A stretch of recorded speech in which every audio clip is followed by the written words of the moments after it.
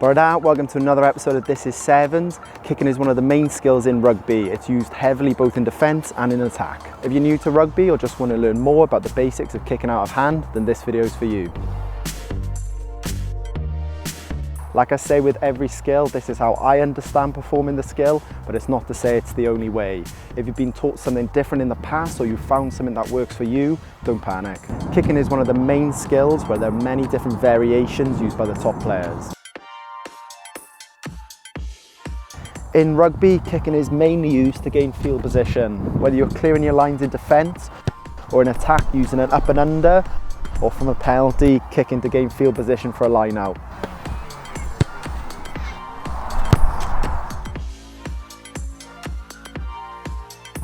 There's two main ways you can hold the ball when kicking out of hand, depending on what flight you want to put on the ball.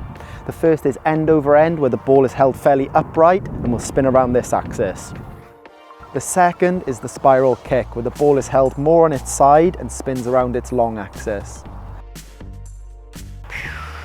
End over end kicks are used more commonly as they're easier to control, but spiral kicks are definitely coming back into fashion with the likes of Stuart Hogg sending some absolute cannons in this year's Six Nations. We'll look at making another video on spiral kicks, but today we're just going to concentrate on end over end. The general principle is finding a way of holding the ball so that you can consistently present the ball to your foot ready to kick.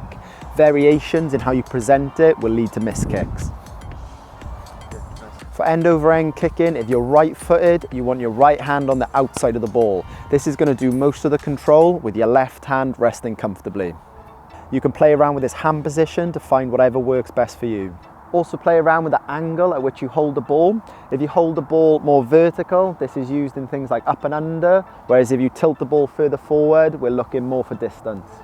A comfortable angle is around 30 to 40 degrees. When you're ready to present the ball to your foot, we're looking to go from two hands on the ball to one hand. So that's why I said this right hand does most of the control. So we go from two to one to drop the ball onto the foot. It's going to feel quite unnatural going from two to one hand, but the longer you can hold on with this right hand will give you more control and the ball won't be affected by external factors like the wind. If you're right-footed, when you're presenting the ball, make sure it's presented to the right side of your body. This is so that it's within the natural arc of your leg as it's kicking.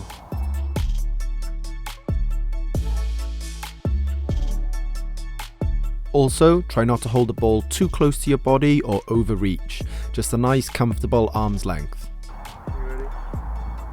When we're kicking, we want to avoid looking up to see where the ball's gone, as this can throw off our balance and the timing of the kick. A useful tip is to either use the seam of the ball or the panel to know which direction you're kicking in, so you can always look down and concentrate on that sweet spot. So this is a very personal choice to you, and there's examples of professional kickers who stay very straight, all the way to kickers who kick right round the corner. So have a play around and find out what works for you.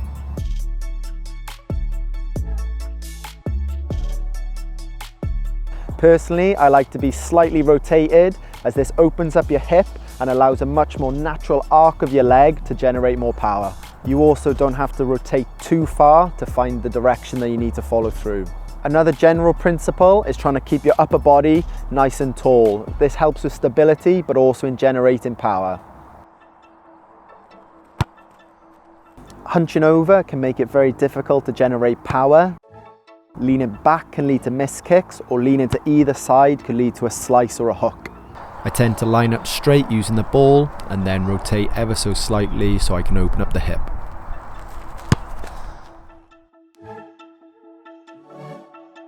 So the power in a kick is generated by swinging our leg and following through with our body momentum. It's a combination of swinging from the hip and the knee. We want a nice firm ankle and foot when connecting with the ball, so that as much of the force that's generated from our swing is transferred into the ball. The future of rugby is likely to have more and more players that can kick reliably off both feet, so it's worth practicing while you're younger. When kicking end over end, the sweet spot is the area on the ball when you're going to get the best connection and the cleanest strike. It's about a third of the way up the ball. Hitting the sweet spot on the ball allows you to kick further and more accurately, as the power is more efficiently transferred from the swing into the ball. Aim to kick the ball on the knuckle of your foot, as this is the hard flat bit of your foot. A nice way to help with finding the sweet spot is to drop a ball down onto your foot and kick it back to yourself. If you're new to rugby, then start with a football, as it has a pretty large sweet spot. You can then move on to a rugby ball, and if you wanted to test yourself a bit more, use a tennis ball.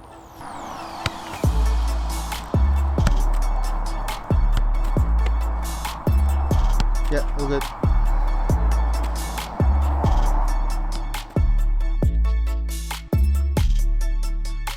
As a very general rule, once you've kicked the ball, wherever your shoulders and your foot are pointing is probably where the ball's gone. So once we have struck the ball, aim to get your momentum going after it, as this will help with accuracy and power. As a trigger, you can think of taking some steps in the direction that you've kicked.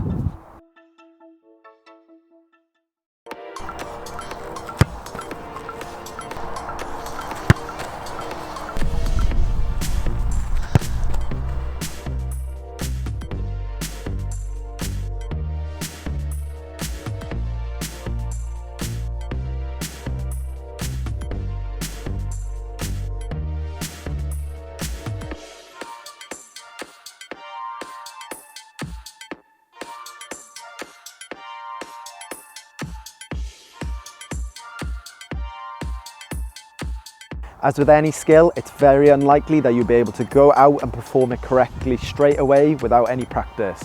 So here are some of the most common pitfalls to try and correct. So not properly controlling the drop, either leaving go of the ball too high or rushing the placement. Trying to kick the ball as hard as you can straight away. This will likely throw off your timing and lead to lots of missed kicks. Start nice and slow and gradually build up the power. Lastly, looking up too early to see where you've kicked. This will make you lean back and very likely lead to a slice. Kicking is one of the hardest skills to learn in rugby, so keep having fun practicing as much as you can. If you have any questions, then please drop them in a comment below. We will get back to you. And as always, a like and subscribe will really help us grow the channel.